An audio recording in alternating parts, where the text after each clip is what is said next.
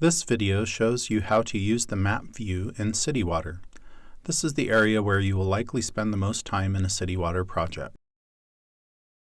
After logging in and launching CityWater, you will land on the Projects page, which shows a table of all the hydraulic model projects associated with your organization. Each project has a name, description, date, and username of the creator. If the upload was successful, a map button will also be displayed for the project.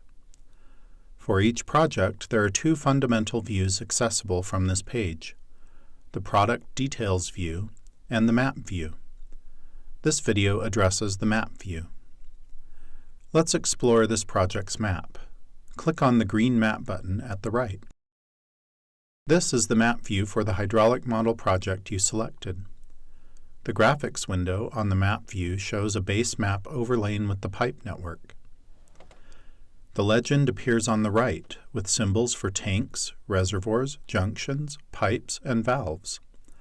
Certain symbols are color-coded depending on the layer being shown.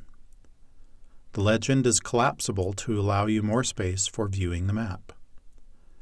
On the left is the navigation menu, and under it a tab view for layers or properties. This side menu is also collapsible with the button in the upper left. On the bottom is a toolbar with other actions. At the top are controls for zoom, base map, and search. Let's explore basic map navigation. Like most web maps, you can pan the view in any direction by pressing and dragging. You can zoom in and out using the mouse wheel if using a computer, or by pinching or expanding two fingers if using a touch screen. You can also zoom by using the plus and minus buttons in the upper left of the map. A double click will zoom in by one step. If you lose your place zooming or panning, press the magnifying glass in the lower right corner to return to the project extents. CityWater offers several options for base maps. To view them, select the Base Map button near the upper left of the map window. The current base map is aerial with labels. You can also choose an aerial without labels, a road map, or no base map at all. Let's return to aerial with labels. Now let's explore the Layer and Properties tab on the left. The Layers tab controls what model information appears on the map. There are options here for nodes, links, and times. Nodes and links are the most basic elements of a hydraulic model and appear in the map as points and lines, respectively. The default node layer is pressure. Other hydraulic properties are also options, such as demand and zone.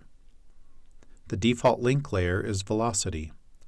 Other hydraulic properties are also options, such as flow and zone. For both node and link layers, checking the Labels option will display the values on the map.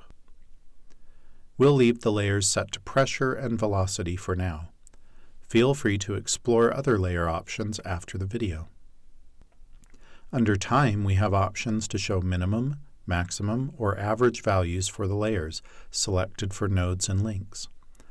These time options only apply to extended period simulations, meaning those with multiple time steps. In the Map view, clicking on a feature will select and highlight that feature and show its properties in the Properties tab on the left. Nodes and links have different properties. For nodes, the main properties are elevation, demand, and pressure.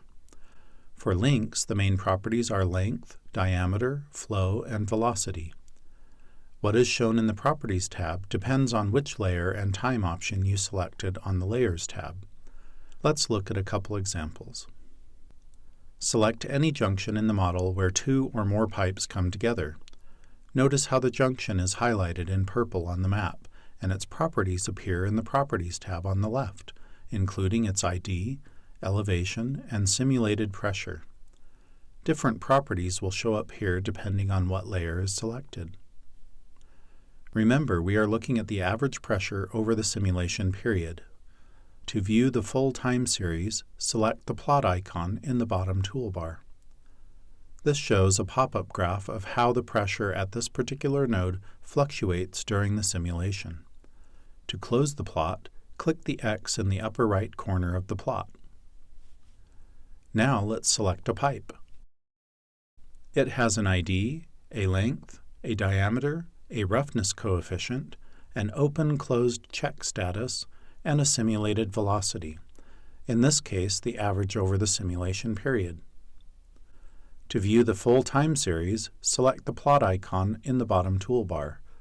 This shows how the velocity at this particular link fluctuates during the simulation. Close the plot when you are done.